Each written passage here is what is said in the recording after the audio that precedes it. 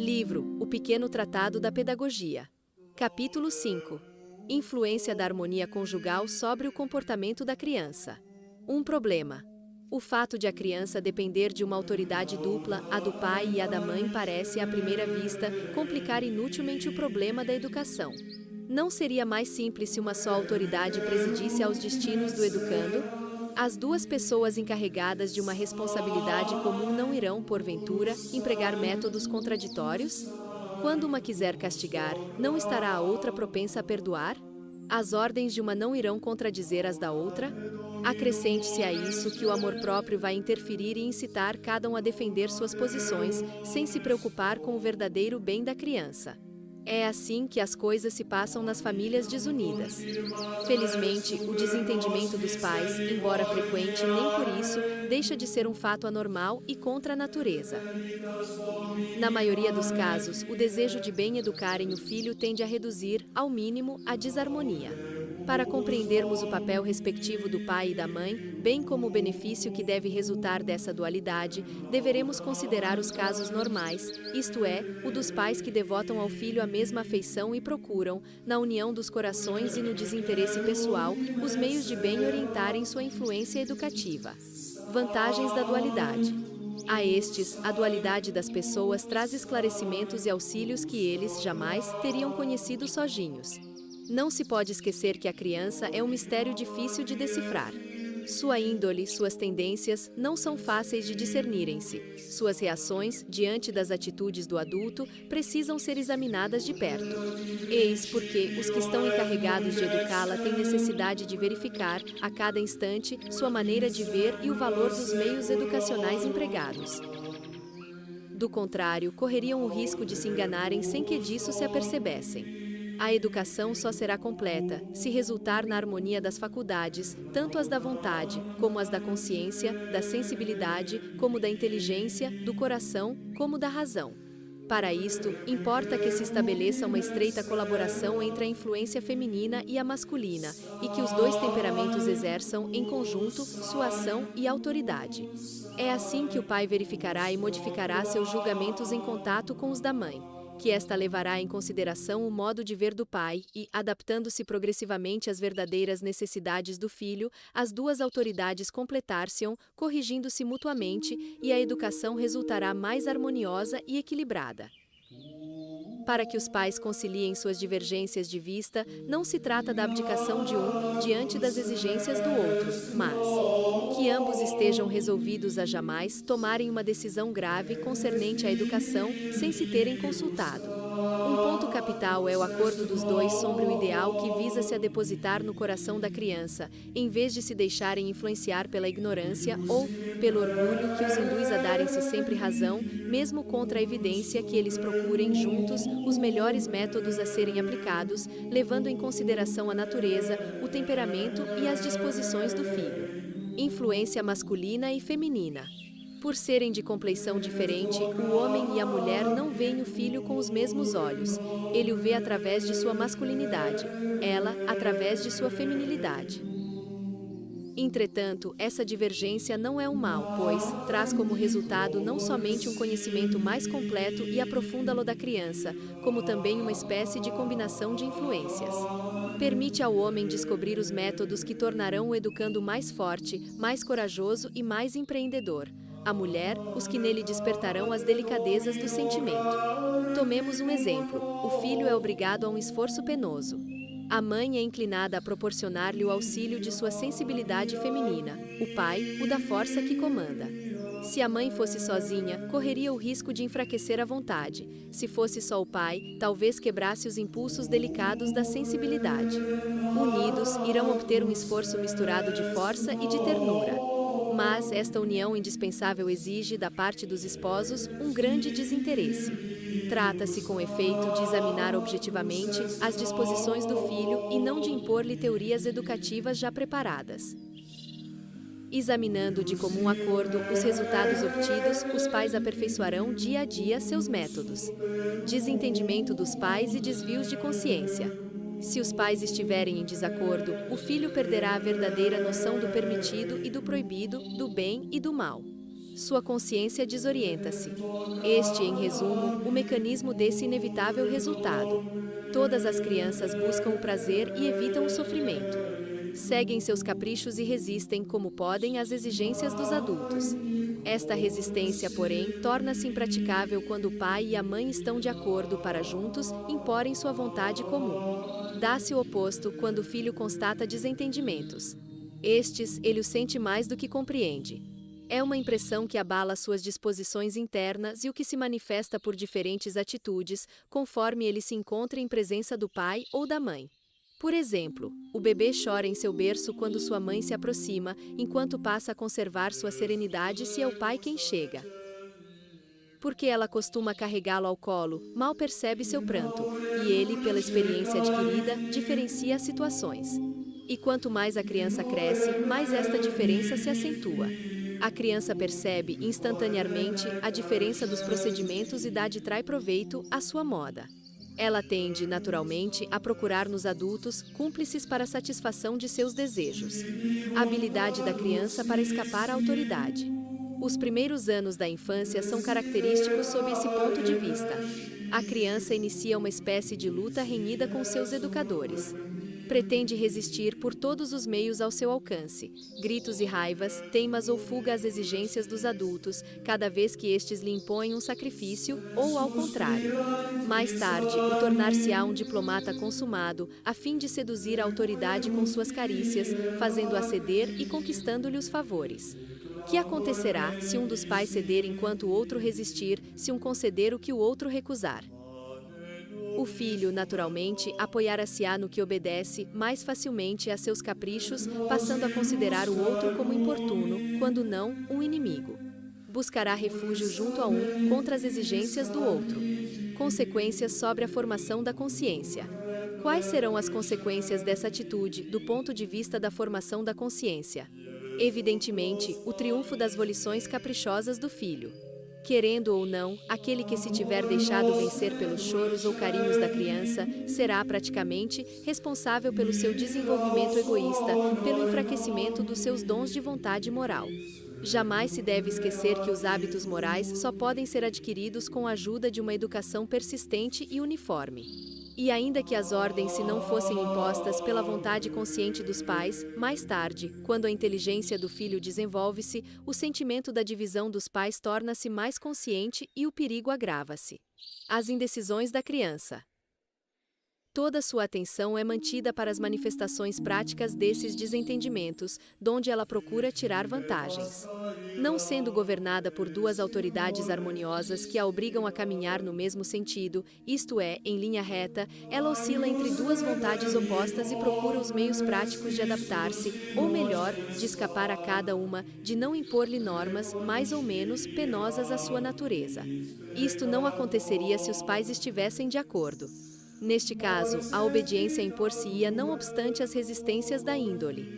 Após algumas tentativas infrutíferas para obter a intervenção de um dos pais, do qual ela espera um auxílio contra a severidade do outro, ela acabaria submetendo-se sem resistência. No entanto, quando ela conta com a vitória, sua tática é bem diferente. Consiste em instigar as autoridades uma contra a outra e em dividir para reinar.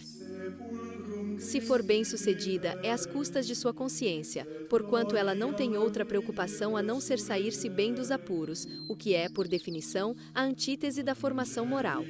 Pois, formar sua consciência é acostumá-la ao dever, quaisquer que sejam os sacrifícios necessários. Esquivar-se é salvar seus interesses pessoais e seguir seu capricho. Para melhor me fazer entender, cito um exemplo. A criança dominada bruscamente por um acesso de preguiça gostaria bem de esquivar-se da obrigação de preparar suas lições. Dá, como pretexto, uma dor de cabeça, sabendo de antemão que sua mãe tomará a atitude complacente de quem procura evitar o mal-estar. O pai, mais perspicaz, suspeita da astúcia e declara que as lições devem ser feitas como de costume. Nasce a discussão. O filho quer o apoio da mãe contra a severidade do pai. Não dispõe de outro pretexto para sair-se da situação embaraçosa em que se colocou a preguiça. Seja qual for o resultado, quer o pai ceda, quer imponha sua vontade, a consciência da criança está desvirtuada. Não se trata mais de submeter-se a uma lei moral, mas de considerar-se como livre, ou, derrotada sua astúcia, é obrigar-se à força. Desde que uma das preocupações de consciência são totalmente excluídas. A união de entendimento dos pais é, pois, um elemento essencial à formação moral do filho. Este, aliás, deve normalmente contribuir para facilitar essa boa harmonia e estreitar a intimidade moral dos esposos. Suas preocupações e solicitações comuns da educação do filho não os obrigam, acaso, a saírem de si mesmos e a curvarem-se atentamente sobre o pequenino ser, fraco e impotente, que lhes foi confiado pela providência. Partilha das responsabilidades entre o pai e a mãe. Por este jogo natural das responsabilidades que acompanham o nascimento dos filhos, o amor conjugal adquire, muito naturalmente, um desinteresse e uma generosidade que as alegrias de uma união estéril não teriam podido fazer nascer. Não seriam os esposos tentados a viver egoisticamente se a natureza previdente não os obrigasse pela procriação a esquecerem-se de si mesmos para consagrarem-se à formação dos seres provenientes de seu amor mútuo? O fato de ter filhos desenvolve ao máximo o senso de responsabilidade comum do pai e da mãe. Incita-os a um devotamento de todos os instantes. Sua união será tanto mais íntima quanto mais responsáveis sentirem-se, e responsáveis em comum, do futuro dos filhos. Até o instinto sexual, tão facilmente orientado para os gozos egoístas, transforma-se e purifica-se ante essa perspectiva. Os que se recusam sistematicamente à paternidade desenvolvem, nem obstante, saúde de gozo qualquer, mas, por fim, veem esmorecer, insensivelmente, o fundamento íntimo de sua união.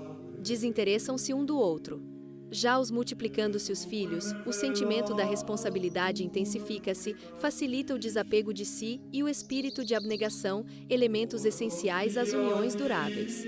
A paternidade é uma ascensão. Os menos perfeitos, ajudados os esposos a ultrapassarem-se a si mesmos e a adquirirem as qualidades, graças às quais eles realizaram, da melhor maneira possível, sua missão educadora. Dedicação comum. Não se deve crer que a vinda do filho, dando nova orientação ao amor conjugal, tenha como consequência diminuir o amor mútuo dos esposos. Pelo contrário, ele vem reforçar esse amor, estreitando os laços morais que os unem, dando-lhes o sentimento de uma vocação comum, a de formar a consciência e o coração da criança e de esclarecer-lhe a inteligência. Como realizar essa tarefa difícil, se não por uma intimidade maior e pela participação cotidiana das solicitações e preocupações que acompanham sua formação moral? O equilíbrio moral dos esposos pelo filho. O amor conjugal traz em si perigos e extravios. A mulher sente-se tentada a deixar-se monopolizar pelo amor, a ponto de perder uma parte de sua liberdade moral. O homem, enamorado de sua mulher, corre o risco de deixar desenvolver em si uma paixão mais ou menos egoísta. Esses desvios serão facilmente afastados quando os cônjuges se voltarem juntos sobre os filhos confiados a seus cuidados. A característica da união dos dois sexos, a força masculina por um lado e o encanto feminino por outro, não são destinados ao desaparecimento pelo fato da vinda do filho. Pelo contrário, deverão reforçar-se e completar, em vista de exercerem uma ação convergente e complementar sobre a alma infantil. A força masculina transformar-se-á numa autoridade protetora, a graça feminina numa suavidade maternal. A autoridade do pai suavizar-se-á à medida que a mulher deporá confiança na autoridade paterna e o homem, numa ternura confiante, abandonará sua mulher em vista de realizarem a educação do filho, ajudada pela ação equilibrada e unida das naturezas diferentes e complementares, cuja missão é formar o ser perfeito. Consequências da desunião sobre a evolução. Primeiro, dos sentimentos. A união dos esposos não contribui apenas para o equilíbrio do casal, mas também o dos filhos. Estes, nas menores coisas, mas minuciosamente, no curso deste trabalho, os desacordos mais leves entre os pais acarretam consequências dolorosas, sentidas que são, pelo temperamento e desenvolvimento das faculdades da criança. Para que esta se desenvolva bem, mesmo fisicamente, precisa viver numa atmosfera de paz e harmonia. Se é evidente que a desordem material multiplica nas crianças as ocasiões de enervamento, com mais razão, o desentendimento dos pais terá, como consequência, perturbar o desabrochamento normal de seus sentimentos. Disputada por dois polos opostos de afeição, sua necessidade de amar e de ser amada arrasta-a alternadamente constrangida, levando-a a um desequilíbrio moral que poderá obrigá-la a escolher a afeição de um, em detrimento da do outro, ou a se isolar numa reserva sentimental que, pouco a pouco, arruinará os impulsos espontâneos de seu coração. É um fato inegável que a maior parte dos desvios de conduta e de caráter constatados nas crianças que praticam ações que as conduzem perante os tribunais, geralmente, não tem outra causa senão a ausência de união e intimidade dos pais. Segundo, da vida moral. A estes desvios de sentimentos virá, um dia, acrescentar-se o da consciência. Para fazer os esforços exigidos pela vida moral, o educando tem necessidade de sentir-se apoiado e mantido por uma afeição segura. Se esta vier a falhar, ele fraquejará, sua energia se esmorecerá, seu caráter ficará sem energia e sem coragem. Deixa-se arrastar por seus instintos egoístas e abandona a luta. Ora, essa ação do meio é tanto mais eficaz à criança, esse apoio imprescindível à sua vontade enfraquecida, ela não achará interior nos próprios pais, se estes não estão de acordo entre si, são incapazes de cercá-la de uma única e mesma solicitude. Os sentimentos de ternura exigem que ele seja envolvido por um só amor em duas pessoas. Se essa unidade for partida, a consciência infantil torna-se como um barco sem leme. Teremos oportunidade de constatar que a formação das noções de lei e dever exige que os pais pensem sempre da mesma forma e não deixem de se dirigir aos filhos de um mesmo ponto de vista. Se eles estiverem em desacordo, as noções de justiça e de ordem parecerem forçosamente confusas à noção do dever, não podendo ser nem considerada, nem formulada, substituída por preocupações de interesse e caprichos, as quais tentam aproveitar da desunião para satisfazer suas paixões egoístas. Terceiro, do coração. O desentendimento dos pais tem ainda uma outra consequência, cuja importância não devemos subestimar. Favorece o desvio da evolução normal dos sentimentos nos adolescentes. Há uma fase da formação da personalidade humana perigosa entre todas, aquela em que o jovem começa a sonhar com o amor e a procurar exemplos mais conformes ao seu ideal. É bem evidente que seus anseios e suas investigações ir-se-ão extraviar se ele vive diariamente junto de pais que deixaram de amarem-se e, pior ainda, em disposições habituais de desarmonia ou de hostilidade. Ele, certamente, chegará à conclusão que não há semelhança possível entre o amor com o qual sonha e a situação moral dos pais. Será, pois, naturalmente, levado a buscar fora de casa, e até mesmo a ocultar, a realização de seus ideais e de suas esperanças. A desarmonia do lar atira-o entre os braços de quaisquer que ferem cujo amor uma aventura aliciante e agradável. Talvez ele esteja, irremedivelmente, perdido para a vida familiar. Pelo contrário, aqueles cujos pais vivem numa harmonia perfeita e que souberam guardar, no seio da vida familiar, o tesouro de seu primeiro amor, orientarão, muito naturalmente, suas aspirações para um amor semelhante ao que esclarecer e penetrou sua própria evolução sentimental. Capítulo 6. Liberdade e autoridade. A criança nasce caprichosa. A nova pedagogia considera a liberdade da criança como uma das condições essenciais da formação de sua personalidade, cujo desenvolvimento exige a ação livre das aptidões específicas. É na liberdade que o educando toma consciência de suas potências naturais. Todo constrangimento é, pois, uma violência feita às forças vivas do indivíduo. Que a liberdade constitua um valor educativo, só os primeiros a reconhecê-lo. Para que as faculdades da infância desabrochem normalmente, não convém endeusá-las ou tolher a espécie de obstáculos exteriores. O medo da autoridade contrai o impulso e o destrói, mais ou menos com a raiz, sem a qual é impossível qualquer formação moral. Mas nem todas as espontaneidades da criança evalem-se. Há boas e más. Algumas podem prejudicar seu desenvolvimento, outras favorecê-lo, conforme forem bem ou mal adaptadas à finalidade de toda verdadeira educação, a formação da consciência e do caráter. É uma ilusão crer que basta abandonar uma criança a seus próprios atos para que estes adaptem-se uns aos outros. O que as boas tendências corrigiram as más, sem haver necessidade da interferência da condução materna. A criança é, ao mesmo tempo, egoísta demais e inexperiente demais das exigências da vida e da moral, incapaz de achar sozinha os caminhos por vezes dolorosos que conduzem ao bem, necessita de a prevenção do bem. Embora ela esteja subordinada a uma atração natural, espera um prazer em um exoto, ela abandona seu trabalho por menos custoso, pelas sensações agradáveis, mais atraentes. De manhã, ela, selvagemente, egoísta, à tarde, ardente para empreender uma construção, abandona-a bruscamente, por qualquer outra ocupação que solicite sua curiosidade. Ela quer um VAR. Joguete de suas impressões passageiras, ela jamais conseguirá formar-se uma vontade firme e perseverante sem o auxílio de um incentivo educador.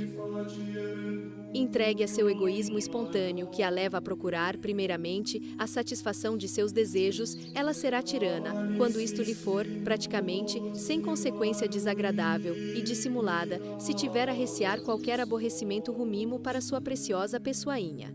Quer dizer que o educador, sem entregar-se a uma autoridade esmiuçadora e fatigante, terá, constantemente, que intervir para facilitar e encorajar os esforços, desviar a criança de um capricho prejudicial, despertar-lhe o interesse, a propô-la um trabalho necessário, ajudá-la a compreender a beleza de um ato bom e a nocividade de um ato mau.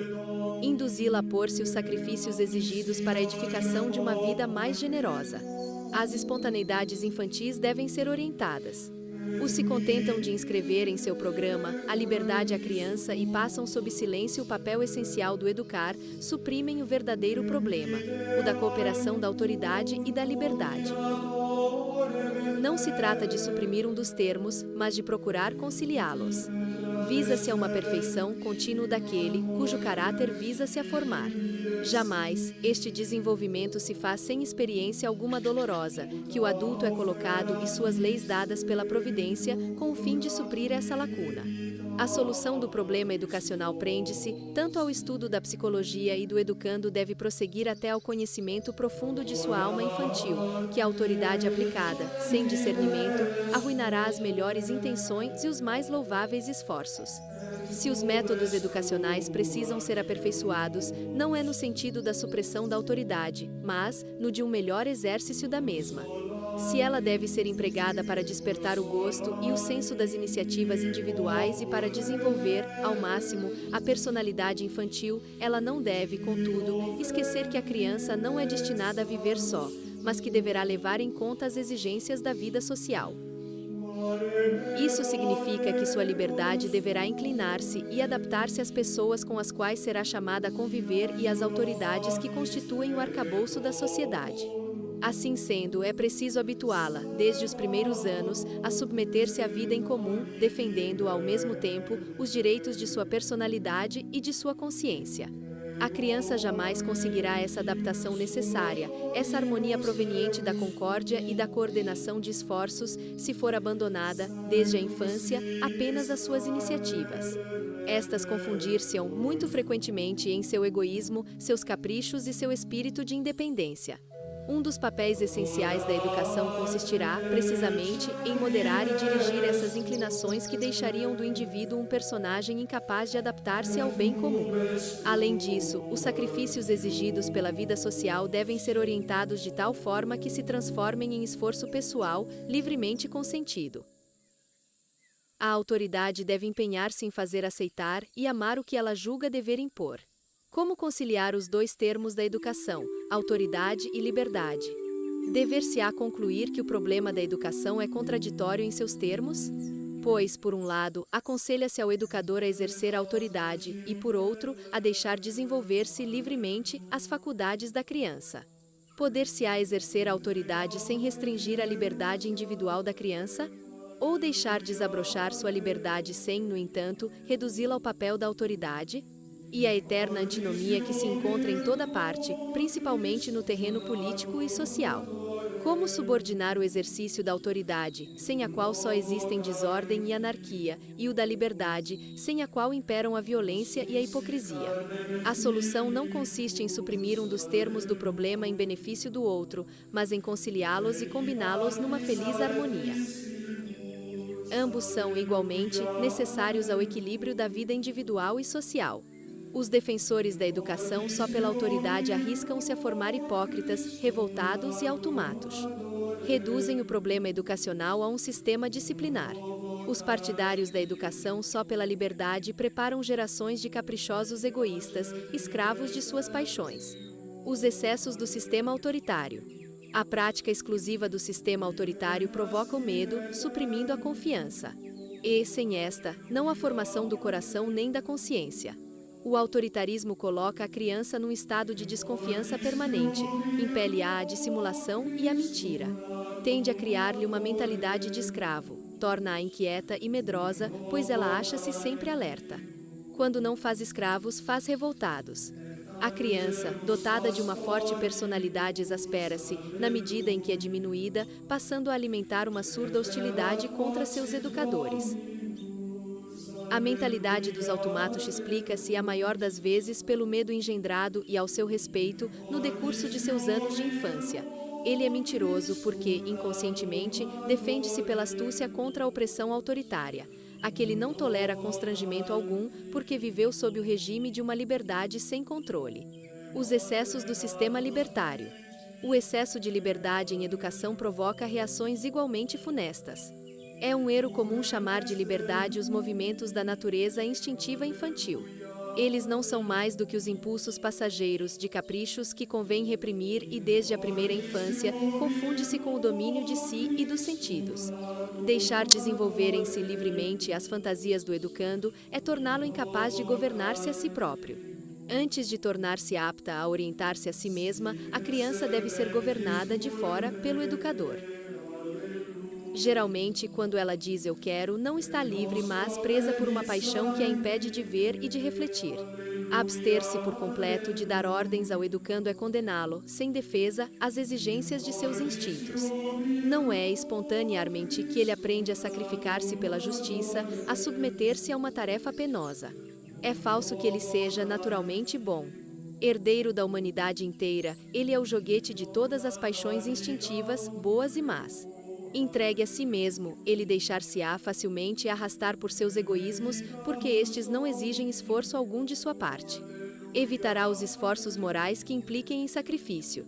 Se a formação da personalidade requer uma liberdade que facilite a ação espontânea das faculdades, essa deve ser orientada pelo educador, mas de tal forma que as ordens vindas do exterior sejam, um dia, substituídas pelas da consciência pessoal. Toda a arte do educador consiste em fazer passar a autoridade moral de fora para dentro. Definição da liberdade. Para se entender bem, deve-se começar por definir a liberdade. Ela não existe no recém-nascido, pois este é, inteiramente, determinado pela hereditariedade e por sua complexão física. Somente mais tarde é que lhe for possível distinguir com sua inteligência o valor dos objetos e atingi-los com sua vontade, ele começará a conquistar um pouco de liberdade. Esta não vem pronta, conquista-se. Um homem, há tanto mais livre quanto mais senhor de seus desejos e capaz de impor-se uma regra de vida, em vista de uma finalidade que ele se fixa. Mas esta só ficará bem clara em realização quando a idade adulta.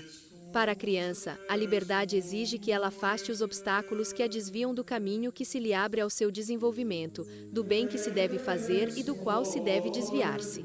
Seguir dia após dia seus impulsos pode arrastá-la ao vácuo.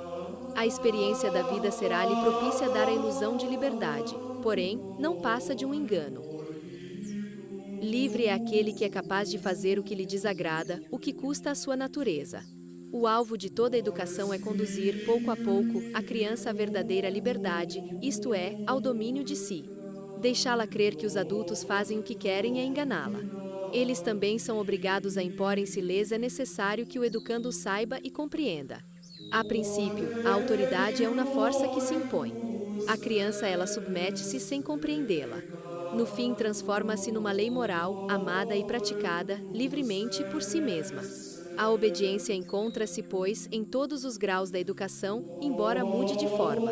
É, primeiramente, imposta pelo educador para transformar-se, no final, em obrigação de consciência. No começo, ela é uma pessoa que manda, para, em seguida, tornar-se numa lei moral que obriga. O papel do sentimento na formação da vontade moral. Parece que é por intermédio do amor que a lei moral penetra no interior da criança. Se a pessoa que governa não é amada, jamais conseguirá fazer aceitar ordens. A lei permanecerá exterior e estranha à consciência do educando que é apenas submeter-lhe-á. Porém, se a autoridade é estimada, o caso é outro. A criança obedece-lhe facilmente, ainda mesmo que lhe escape o alcance da ordem recebida. Esforça-se para melhor compreender o que lhe é pedido, porque seu coração acha-se em estado de receptividade. O fim de toda educação é, pois, tornar desejado e querido pelo educando o resultado que dele pretende se obter. Enquanto apenas se submete, ele é passivo quando não hostil.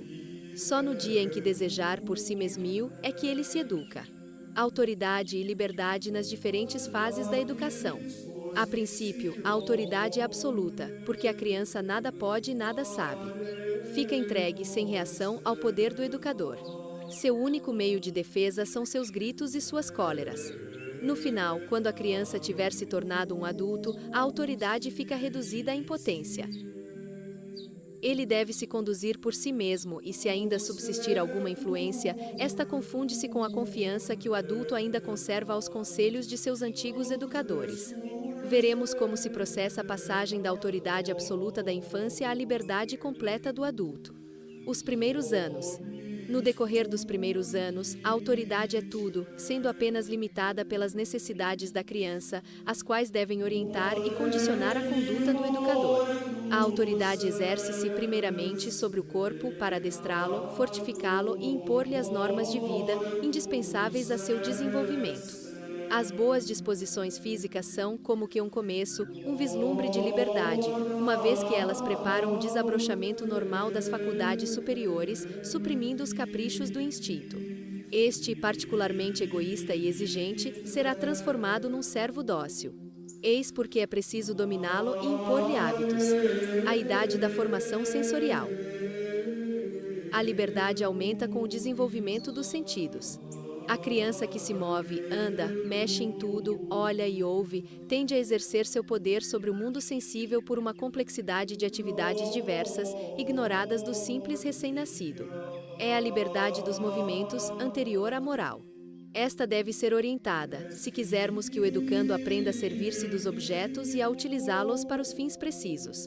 Abandonado a si mesmo, jamais ele conseguirá a habilidade manual, a atenção do ouvido e da vista, a aplicação de todo o aparelho sensorial destinado, um dia, a ser posto à disposição da inteligência.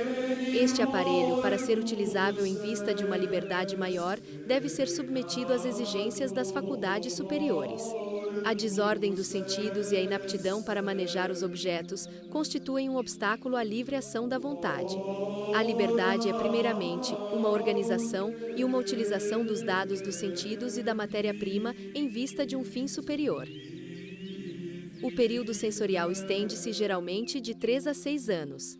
É uma tomada de contato e uma aplicação do organismo humano que, sem o concurso dos educadores, realizar-se-á desastradamente. Sem suprimir a espontaneidade dos movimentos. A autoridade deve orientá-los, tornando-os, ao mesmo tempo, mais adaptados e precisos. Cumpre ensinar ao olho a observar o que ele vê, à orelha a escutar o que ouve, etc. Facilitar à criança o domínio exato de seus sentidos é aumentar-lhe o livre poder. O homem desajeitado ficará sempre constrangido em suas ações, o hábil as realizará com mais facilidade e, por conseguinte, com maior liberdade. A autoridade não se apresenta aqui como uma força que se impõe, mas como um auxílio destinado a dirigir as atividades nascentes e a impedi-las de desviarem-se. O exercício da autoridade, muitas vezes, confunde-se mais com uma presença que sustenta e esclarece do que com ordens que paralisam. A mãe que ampara constantemente o filho com receio do perigo torna-o um medroso e um inepto. Seu papel não é suprimir-lhe o esforço, mas encorajá-lo, acrescentando uma nota de prudência. A liberdade dos movimentos e a ação das espontaneidades da natureza exigem o estímulo e não os freios que retêm o impulso vital. Jamais a criança confiará numa autoridade que multiplica os obstáculos sob seus passos, enquanto que ela buscará, naturalmente, o apoio da que se torna auxiliar de suas iniciativas. Preparar a liberdade moral do educando é inspirar-lhe confiança em sua própria força, proporcionar-lhe os estímulos necessários diante de um exercício difícil ou que lhe inspira medo. As crianças que sempre procuram esquivar-se das responsabilidades jamais saberão tomar iniciativas, pois, durante os primeiros anos, a autoridade as terá cercado de excesso de cuidados, precauções e barreiras. Pelo fato de ensinar ao educando a servir-se de seu corpo e de seus sentidos, para adaptá-los aos objetos, o desenvolvimento sensorial cria uma liberdade. Esta exige que a mão seja ajustada ao instrumento e ao manejo da matéria-prima. A idade da formação da inteligência. Depois de ter tomado posse de seus sentidos, a criança entra numa nova fase, a do desenvolvimento da inteligência. É a idade dos porquês e dos comos. Esse período é da mais alta importância do ponto de vista da formação do julgamento e da liberdade moral que daí decorre. Cumpre-se ensinar a criança a pensar livremente, a julgar por si mesma e a não contentar-se com as opiniões já prontas das pessoas que a cercam. De que modo a autoridade deverá proceder em suas relações com o desenvolvimento intelectual do educando? O esforço intelectual, entre 5 e 6 anos, manifesta-se sob a forma de uma curiosidade. Todavia, o espírito ainda não está bastante informado e experimentado para dar-se a si próprio respostas verdadeiras e válidas, sem o concurso de outrem. Se a cada um dos problemas surgidos sob seus passos a criança ficar entregue a si mesma, ela deixará vagar sua imaginação. Tendo apenas poucos conhecimentos e experiências vividas, ela considera tudo possível e inventa as respostas mais estranhas e fantásticas. Seu espírito perde-se e volta-se para a ilusão e a utopia. A fantasia substitui a razão, mata, previamente, a objetividade dos julgamentos e constrange a evolução normal de uma liberdade intelectual, que só tem valor na medida em que for conforme à verdade. Não se devem confundir os conceitos falsos com os livres. Por conseguinte, é importante responder sempre sinceramente às perguntas da criança, levá-la, pela conversa, a procurar, por si mesma, a verdadeira solução aos problemas que se apresentam a seu espírito e a adquirir o hábito de confrontar, com a realidade, as explicações que lhe são dadas. A liberdade do julgamento não confunde-se com a devassidão do espírito, que tudo julga sem se preocupar com a verdade. Ela consiste num esforço para adaptar seu pensamento à realidade objetiva, a fim de nunca emitir uma opinião antes de ter se assegurado de seu valor. É, igualmente, desvirtuar o espírito da criança não levar a sério suas perguntas ou responde-las na caçoada. Depressa ela perceberá que é ridiculazida e vir a desprezar os conceitos dos adultos ou a deixar-se levar na brincadeira, fazendo caçoadas por sua vez. Não dando mais importância às suas perguntas, ela perderá o gosto e o amor da verdade. Para formar no educando um julgamento livre e pessoal, é preciso evitar conceitos já prontos e proibir-se de os impor por meio de autoridade. Cumpre obrigar a criança a procurá-los por si mesma. O educador deve explicar os motivos de seus pontos de vista. Se castiga ou recompensa, dará razões. Desta maneira, a inteligência esclarece-se e orienta-se para a verdade, sob a direção dos adultos, cujo julgamento é, ao mesmo tempo, melhor informado e mais formado do que o da criança. A arte do educador consiste em suscitar na criança a vontade de ver claro e de dar-se, a si própria, explicações verdadeiras. A fase da puberdade. Chegai-nos, assim, ao período da puberdade. Até esse momento, a criança depositava sua confiança no julgamento dos adultos. A partir da adolescência, ela a transfere para si mesma e para suas próprias opiniões, que são totais, absolutas, categóricas. O jovem quer dar-se a impressão de ser livre e de manifestar, sobre todos os assuntos, conceitos independentes. Discute com a autoridade para dar-se razão. Essa idade é particularmente perigosa, porque a personalidade que pretende afirmar-se ainda não adquiriu a estabilidade e clarividência que lhe permitiriam formar juízo seguro. Rose usar bem seu desejo de independência. Se a autoridade pretende impor-se, ela desvirtua a livre ação da personalidade. Exaspera sem convencer. O adolescente trata de imbecis os que não pensam como ele. Ajudá-lo a conquistar sua liberdade é entabular conversação com ele, como se fosse um adulto, é cercá-lo de pessoas capazes de despertarem seu entusiasmo e sua admiração, desenvolver-lhe o senso da responsabilidade individual. Não se deve esquecer que uma das manifestações da independência de julgamento dos jovens é a livre escolha das pessoas a que dedicam sua admiração. Porém, como esta escolha corre o risco de desviar-se para falsos grandes homens, qualquer personagem esportivo ou qualquer estrela de cinema é preciso, a fim de evitar erros de orientação, cercar o adolescente de pessoas de verdadeiro valor moral e susceptíveis de despertarem-lhe a admiração e levá-lo a descobrir a grandeza da vida dos heróis, dos gênios e dos santos. Embora se vanglorie de independência, nem por isso ele deixa de ser muito influenciável. Eis porque seu anseio de liberdade deverá ser temperado com o valor moral do ambiente.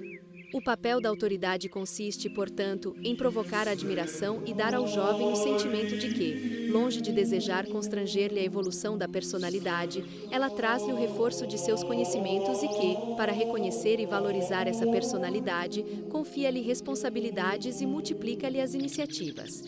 Embora não sendo ainda completa, é uma liberdade que prepara a emancipação definitiva do indivíduo por meio das responsabilidades. Não é preciso dizer que a formação da consciência infantil, no decurso dos anos que precedem a puberdade, representa um papel importante na evolução do adolescente. A estrutura subconsciente dos sentimentos, o egoísmo orgulhoso em uns, a delicadeza de consciência noutros, segundo os hábitos morais que lhe tiverem sido inculcados na infância, preparam as tomadas de consciência boas ou más que virão, bem as claras, com a puberdade. Os primeiros anos da educação orientam a liberdade do adolescente. O que não significa que, na puberdade, o educador não tenha outra coisa a fazer senão eclipsar-se e que seu papel esteja encerrado. Ele ainda precisa intervir, não para reprimir, mas para acrescentar novas responsabilidades ao exercício da liberdade. Estas devem ser reais e ultrapassar, numa certa medida, as capacidades do adolescente. Desse modo, sua natural presunção será temperada pelo receio de enganar-se e ele virá, espontaneamente, pedir conselhos que se recusa a atender se ela pretender-lhe os impor. Afinal de contas, não nos achamos mais em face de uma autoridade que se exerce pela força, mas de uma influência moral, cuja ascendência será tanto maior quanto mais o jovem a admirar. É a intimidade das duas gerações que sustentam-se e aconselham-se mutuamente na vida, a experiência dos mais velhos, respeitosamente, acolhida pelos mais moços.